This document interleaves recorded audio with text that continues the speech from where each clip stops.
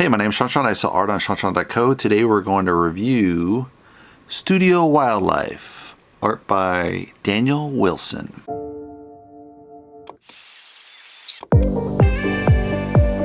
So Daniel Wilson is a UK artist. He has his banner up on YouTube. You can see here it has a background of paint, obviously. He has a roller and he has paintbrushes. I don't think he uses those size paintbrushes, so I might use dirty paintbrushes per se. They are a little bit dirty.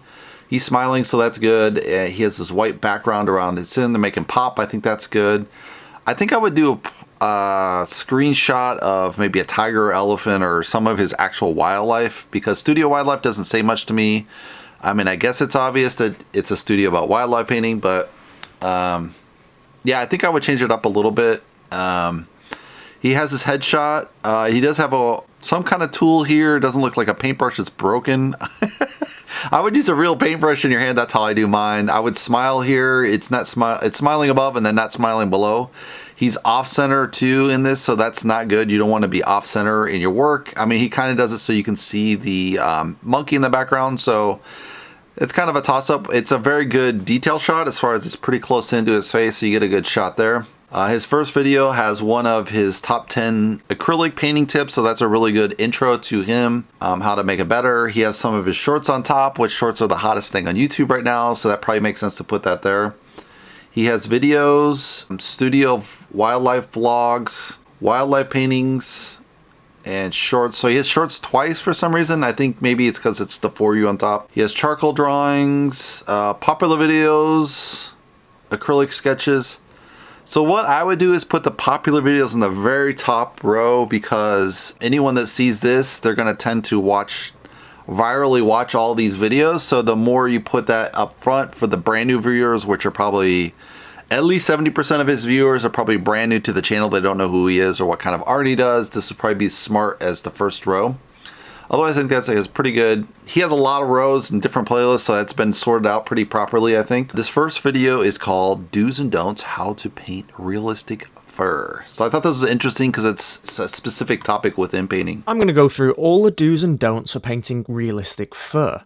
This video is going to be kept really simple. I'm just going to keep it in black and white, but I might throw a bit of colour in there at the end. So it's nice he kind of lays out his palette and he's going to talk about what he's going to talk about. I don't like this color underneath his glass. I would just have straight white or no color. He has some kind of weird texture underneath the glass. I love painting on glass. I think that's a great easel, but this weird bubble wrap is just odd. I would just have white paper, I think, and then tape it. Start with a little bit of what you shouldn't do, and then go on to talk about little improvements that you could make to make the fur look more realistic. So he's using speed painting there. Now, we're not going to just jump straight into painting some bad fur and then painting some really good fur. What we're going to do is build it up in a step-by-step process to make it really easy to understand and go through all the mistakes that beginners make early on in their painting process.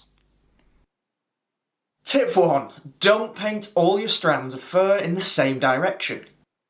That's like waves. What you should be doing instead is vary the direction of the strands of fur.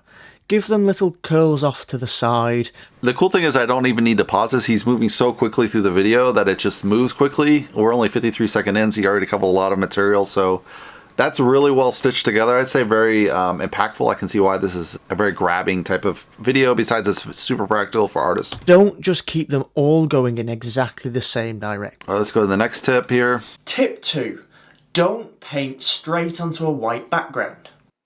Instead of painting on white, what you should do is put down a blocking of some darker colours first. This could be a wash, or it could just be solid colour. One thing I do recommend is, if you are going to go down with straight black like I've done here, curling and curving off those hairs in random directions, just to give that impression of realism and variation with the strands and the direction of. Because you get a sense of depth of like the shadow underneath. Don't keep all of your strands the same colour. Yeah. So again, even though I'm working in black and white, the same principle applies with every colour. What we're really talking about here is the value. So how light or dark your strands of fur are. So start again with that blocking, then work over the top with lighter strands of fur, again curling them off in random directions, and then work over the top of that in a second colour. Yeah, making 100%. sure to leave plenty of gaps between the strands of fur so that those lighter layers and those darker layers are all showing through and appearing in the final painting. You could repeat this with lots of different colours or values to get multiple layers of fur in your final painting. Wow, that's an excellent tip. Strands. I always start my base layers of fur using the filbert brush and then work over the top with the detail brush just to add some final individual little strands. Not only is it much quicker using the bigger brush, but it also makes it look softer and much more realistic in the final piece. Yeah, I can totally see that, because a lot of, especially when you do hair, same thing, you want to have kind of blocks, chunky style, and just do a little bit of finessing on the time so you have a contrast between shape blocks and the lines. It really works well. I think that's an excellent tip. I'm not this type of painter, but single aspect of your painting to be pin sharp, because that just doesn't look realistic. You want things to look out of focus, to add some depth to your piece. Your focal point, or the areas that are at the front of the painting, should have more detailed fur, but the areas that are towards the background or less vital aspects of the painting don't need to be super sharp. They can be soft and they can be blurry. So you could use a frayed filbert brush or a very soft round brush that doesn't... Wow, this is just I gotta say, it's just an excellent video just right out of the gate. Tip 6. Don't make your fur look too solid. Alright, so we'll skip that. See all of those individual clumps and then add a few little strands with a detail brush later on. You can see in this little section that I've used a mix of sharp detail fur in the top left and softer fur towards the right hand side. Alright, I'm not going to go through the whole video. I think it's a really excellent video. I just want to kind of compact this with 3 videos, obviously. The next video is called How I Paint with Acrylics, Practice Planning and Painting. Contacted by a collector who wants 3 huge new pieces. I've never painted commissions quite like these before, so it's definitely going to be a challenge. I've even bought some new paints. So this is a really strong intro. He starts the headshot like I'm doing right here.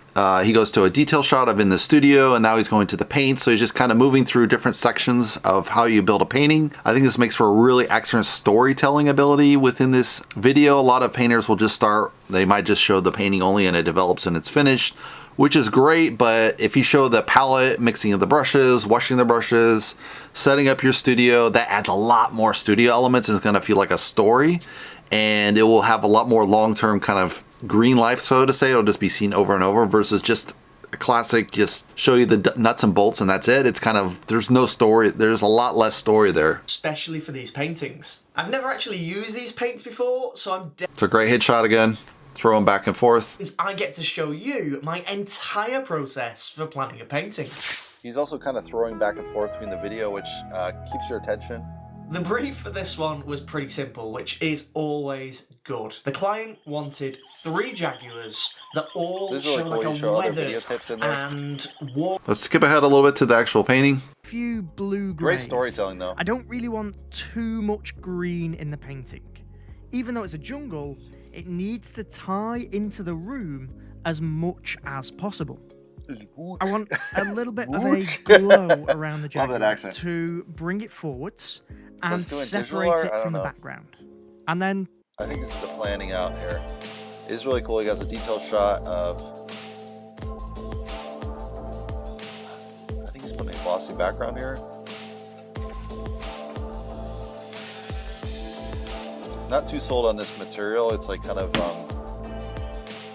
crappy wood, I would say, but whatever, the client's not gonna know. Except he sees this video.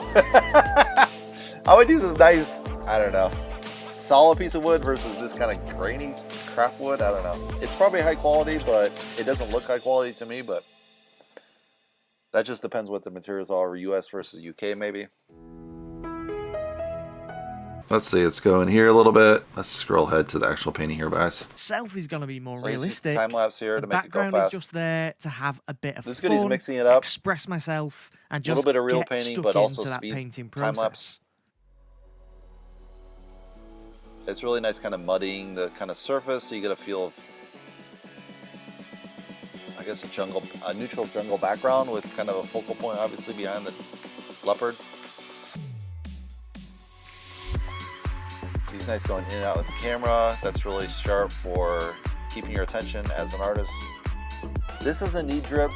I mean, drips are cool, but unless he's going to use them some other way that I'm not thinking of, but it looks cool in abstract, but in realism, I wouldn't use drips at all, but you know, maybe that's just everyone's using that now in their paintings. I think the realist people are using it, but they don't know why. I would not have drips in a realist painting. It just looks horrible if you're this high quality and add drips. Like, all right, let's go back a little forward here, guys. It's nice he's kind of explaining along the way, which I cut off there, but it adds a lot to the video. Here he's kind of, I guess he's adding fog into the background here.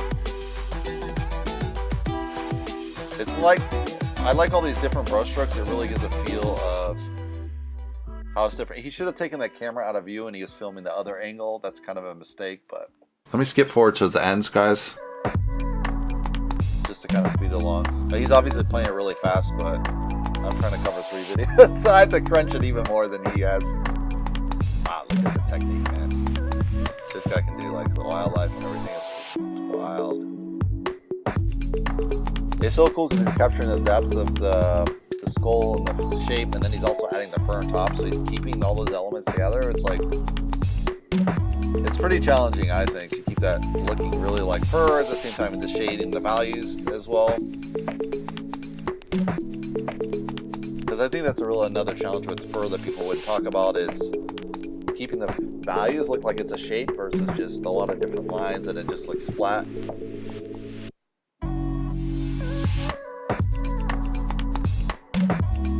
Yeah, really cool. And then he's zooming out slowly with post. A really nice reel shot. So you get a little bit of realism with time lapse. I think it's a really great mix. Do it fast, but also slow.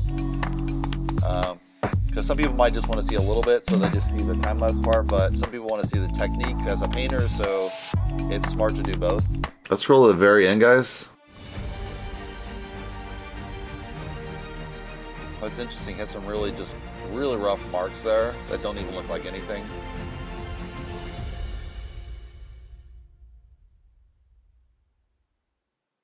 I like it, but then the leaves have been simplified too much in my viewpoint, but he does capture the element of the leopard being realistic, or the tiger, or whatever that is, panther, I'm not sure. Not a wildlife painter, obviously, but yeah, the leaves are just way too abstracted. I mean, they would be moving around, and I like the feel that they're moving and they don't feel like they're set in place, because a lot of painters will do every little line in the leaves and they'll look too detailed, but I think it's a little bit too rough, so I would tighten it up a little bit, but very excellent painting, obviously. Let's go to the third one. I like this video because it sounds like a really good video for other artists. Start creating art that people actually want to buy. This is always a quandary. People who make great art, but then it never sells. It's like, what's the interesting? That's allowed me to quit my job and become a full-time artist is, and bear with me because this is going to sound really obvious, start to create art that people actually want to buy. So he has a really great headshot. He's gone in and out twice with the video, so it keeps your attention really snappy. He's done text on top. So a lot of different elements to build up a lot of interest in the video besides being a good video. But this actually makes the video better. Let's skip ahead. I also think about my surface. A well-prepped surface makes the painting process miles easier. Yeah. I use Winsor & Newton gesso to prep my canvases with 1 or 2 layers. And then for my detail work, I usually sand them smooth. So I think this really depends on the quality of your work. If you're doing more rougher, impressionistic, really thick brushstroke, this isn't that important. You can just take a straight store canvas that's already adjusted a little bit and just kind of splot your paint on top. But if you're doing very thin layers, he does very thin layers in his painting, so he really needs to put that gesso, get it fine and sanded straight. Another option is use linen, which is high quality. It's about triple the cost, but you get a much flatter surface. So 2 different options, but definitely gesso if you're going to use a lot of fine details in your work. Let's go over here. This is about the colors. It plays with an emotion, and one of the primary symbols of emotion are colors. Predetermining the colours you use for a painting actually thinking about why you're choosing that particular palette for the piece and coming up with a colour story is key in making art that people want to buy. Yeah, I think what he's talking about here is the colors have to be complementary so they work together, so it's not very brash feeling or too intense in the color range, as well as it's color suits a mood. So if it's mysterious, you want mysterious colors. If it's dreamy, you want dreamy colors. If it's fantastical, you have fantastical. If it's kind of like a dark Halloween kind of theme, you want those kind of creepy colors. So there's different moods to different colors, and you want to have set that ahead of time. I think that's super smart. I've seen this done with a lot of oil painters, because oil, you can mix the whole palette ahead of time and just leave it sit for like 2-3 days and paint the painting at leisure. With acrylic, you have to paint very fast, so it's a much more challenging thing to paint like what he's suggesting. You can either buy a whole set of pre-mixed paints in tubes and then you kind of have it to go, but you also want to be able to mix on the fly, so you gotta have to know how to mix on the fly, I would say, as well. Let's go up to here. You want definite and intentional colours. Muddy colours are bad. They look messy 100%. and accidental, and they can detract from a great painting. Yep. You also want to have a dominant colour. In my painting, I've chosen this mid-blue grey to be my most dominant colour. Variation is also really important, so I'm mixing up the colours with different tones and different saturations. I'm keeping it pretty abstract, focusing on the colour choices and the transitions between the colours. Some soft and some hard edges. It's all about that intentional variation. Then, to finish it all off, I'm just going to pop in some splashes of contrasting orange colour to really make something stand out in this composition. And quite good quality art. How do you make your art the art that people want to buy? And I've been having a little bit of an existential crisis about this. I see so many realistic wildlife artists out there. There are loads that are better than me. They've been doing it for years longer than I have. But there's also realistic wildlife artists that aren't quite technically as good as I am. And I can see flaws in their work and improvements that can be made, as I'm sure other artists see in my work too. It's very typical with realist art. Do you need to be an artist to see them? At what point does the amount of skill and the amount of detail level out for the viewers of the art? It depends if all the proportions come together. Painting, when it could have been finished in half the time, with half the detail, and still had the same response. Unfortunately, I don't have an answer for this, hence the crisis. But I do have another checkbox to think about. All right, let's go back here. And I usually get lost in the details with pieces like this, but for this one, I thought I'd stick to bigger brushes and build up from big shapes. I'm liking it so far. Let's skip ahead, guys. I want paintings that look like art. It doesn't matter if they're looser like this or more realistic. I still don't want them looking like a photo. I want texture and transitions, life and form that can only be captured by paint. Yeah, that's a real challenge with realist As an painting artist, nowadays. I'm transitioning into creating things that a camera can't. That build a world that a camera can't. That engage, that connect, that inspire in a way that a camera can't. And it's thinking like this that is going to completely change the way that I create art. There'll be realism still. There'll be more abstract pieces like this. Yeah, these guys are screwed as well by AI development, which can paint totally realistic, so it's a real challenge. A little bit more freeing creating pieces like this tiger. Bad. I actually prefer the process and I'm a drip artist, over but I'm my saying realistic so bad pieces. on a realist painting, but With them, you have an endpoint. let's scroll to the end here.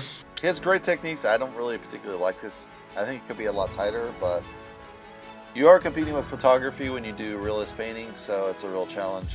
You have to leave it a little bit painterly, but the drips, like, they look so cringe on a realist painting like that. It is nice to show that it's like some brushwork in here and makes it pop versus just a photo, obviously, of a tiger. But this element is really challenged. I really like how he ends with the headshot too. He explains more of the painting process. I think it's a really strong way to intro and outro the video. So that's kind of how I do mine as well. So I'm doing a similar technique, but it's a really great. He's got great background light here. He got his paints in the background, so you know he's a painter for sure. Very well organized. So I always wonder if this is real because it's just so well organized. Mine's organized, but not like I have paint all over my organization drawer. So it's like, how does he not have paint all over this stuff? But maybe he's very careful with the paint. Let's go to his website. So the website's called Studio Wildlife, which obviously is what it's about. It doesn't really say who the people are. So Studio Wildlife could be kind of anything. Could be wildlife shots with portraits. Could be wildlife shot with camera. Kind of. I mean, it's probably around painting maybe. So it's not a terrible name. It's very sale-wise it's smart, but it could be any wildlife painter, which the advantage of this website is you could sell this website off to another wildlife painter if you want to retire. So that's in itself not bad. But I mean, how hard is it to start a brand new website with a brand new name for another artist? So I'm not too sure about this. If you look about us, it's Daniel and his girlfriend or wife, or I'm not sure, but they're both wildlife painters, so that kind of makes sense to do a website together. I've seen this as well with Rafi and Klee. They also are a partner artist website, which is great. If the relationship falls apart, you're kind of screwed because now you got to divide up the website, but that's for them to decide. Let's go to the homepage here, guys. He has a snapshot of one of the tigers, so you immediately know it's drawing or painting with lions probably. He's talking about commission, training, artwork, so you can do training classes, which is really cool. He has some prints, so you can do at the lower end of the market, so this is really smart. You do the high end with the painting and then low end with the prints, so I think this is a really smart way to bridge. As an artist, you should just take the whole market, as so to say. There's no reason to farm this out. I mean, you can have it farmed out as far as a print, but eventually, once you pass away, people are going to go to prints anyway in your work, so you might as well do it now in your lifetime, kind of make it up. Let's go to some of the original work. I kind of like this logo too with the tiger and Studio Wildlife. That's kind of cool. So he has painting studio cell. So he has some stuff he just probably getting rid of. Let's just look at here. So for this quality, I think that's pretty reasonable. I mean, it's very difficult to get the proportions right, the colors right.